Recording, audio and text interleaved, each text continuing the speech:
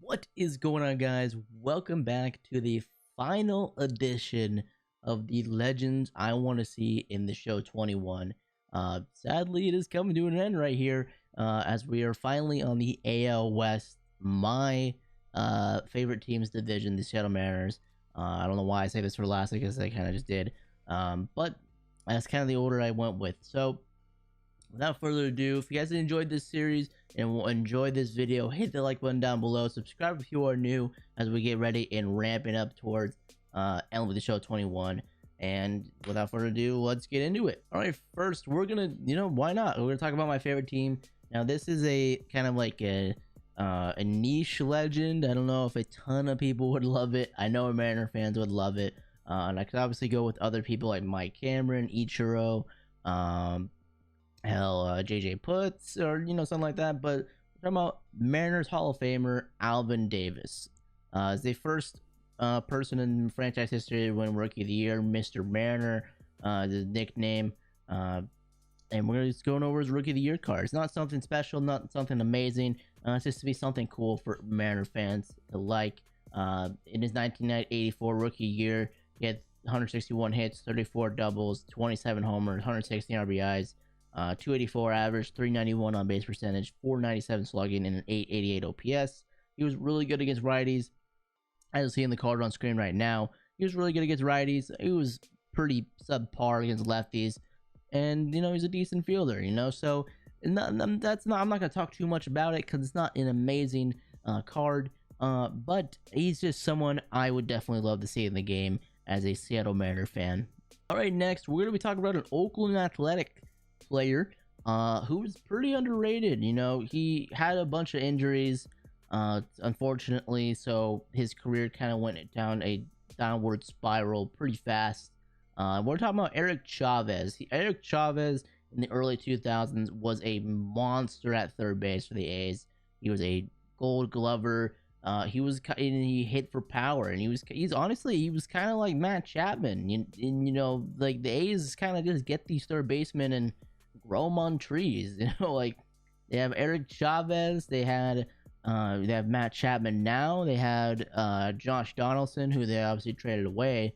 But I mean, they just grow these guys on trees. And specifically, we were talking about his 2002 season, where he had 153 games. He played he had 161 hits, 31 doubles, 34 homers, and 860 OPS. And obviously, he was a Silver Slugger, and he was a Gold Glover because he played elite defense at third base for the Oakland A's in the early 2000s. And he was a left-handed bat, so he basically complements Matt Chapman. Matt Chapman's a righty, and you can use the left-handed Eric Chavez. He'd be a kind of cool guy to use for sure. But you have the very limited options for left-handed, pretty good hitting third baseman in the game.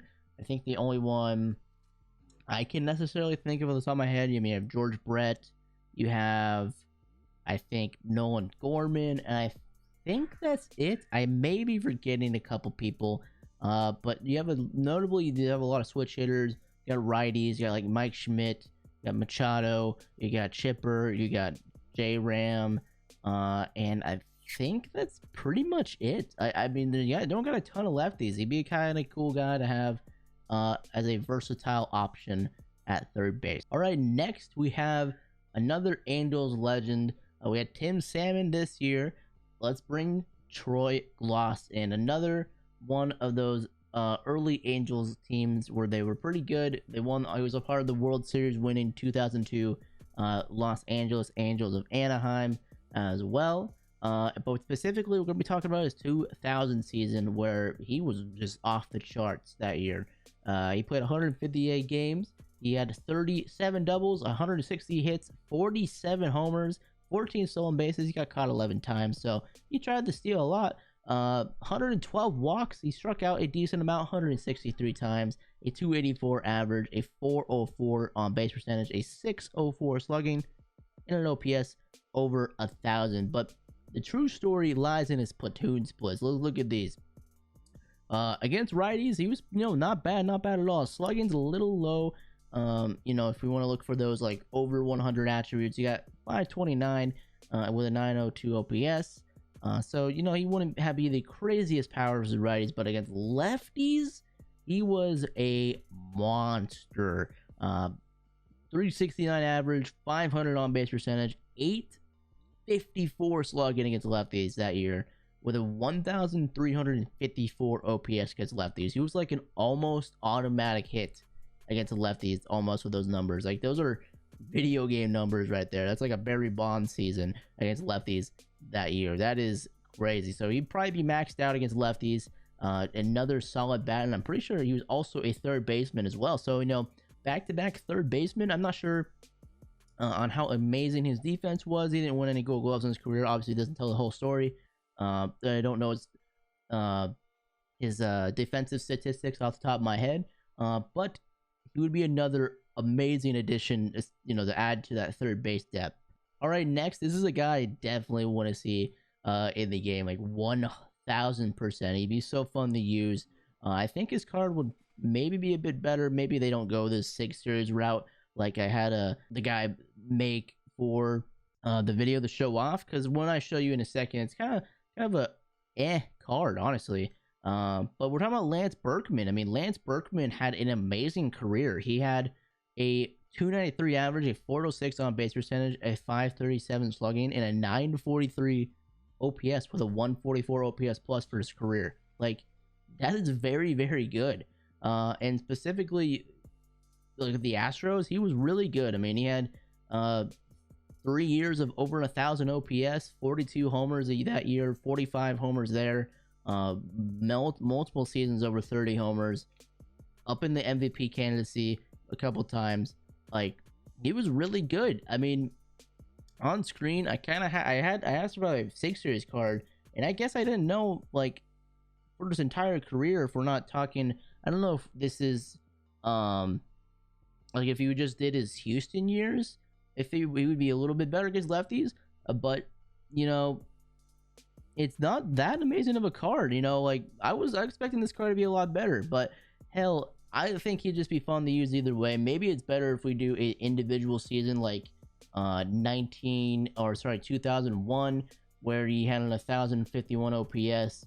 You know, actually, just out of curiosity, I'm gonna check the splits right there real quick. Yeah, I mean, much better against lefties as well than his career stats would say. So I guess, you know, I'm showing the card on screen right now. 99 contact, 74, 87 power to the lefties.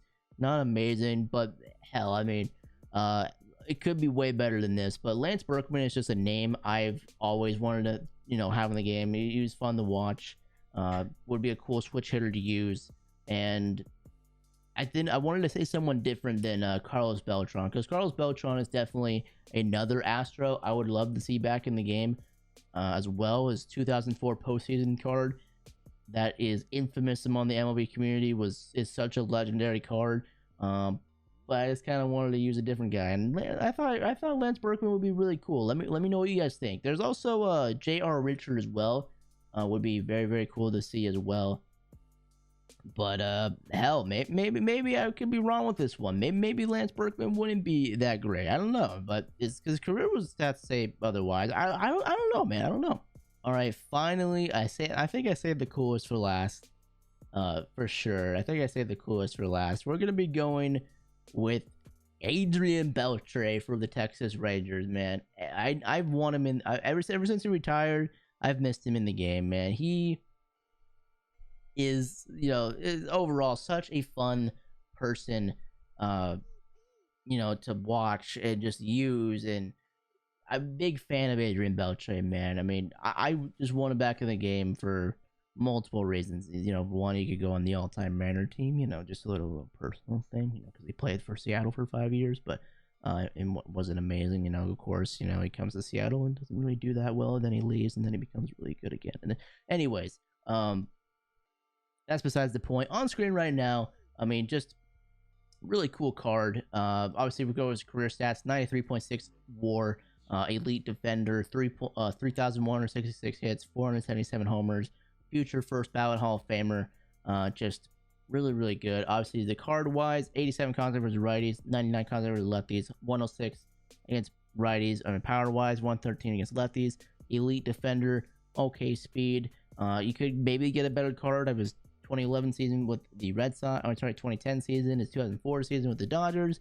You know, any way you get this guy into the game, sign me up. Any way you can get this guy into the game, make it happen. Make it happen. SCS, make it happen. Give me Adrian Beltray back, man.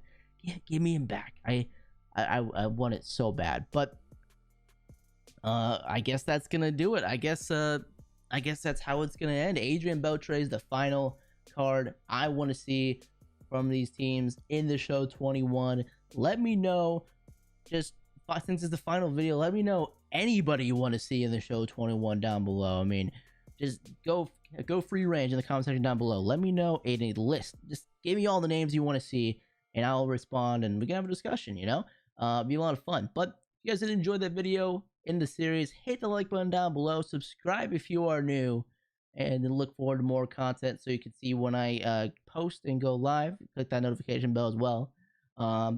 And yeah, that'll do it. More 2021 team build videos on the way soon as well, because we're still going through those. And yeah, can't wait, man. The show 21 needs to be here, man. It needs to be here. We're almost there, man. We're almost there. A little less than a month away. A little less than a month away. What am I gonna do? Anyways, have a great one, guys. See ya. Peace.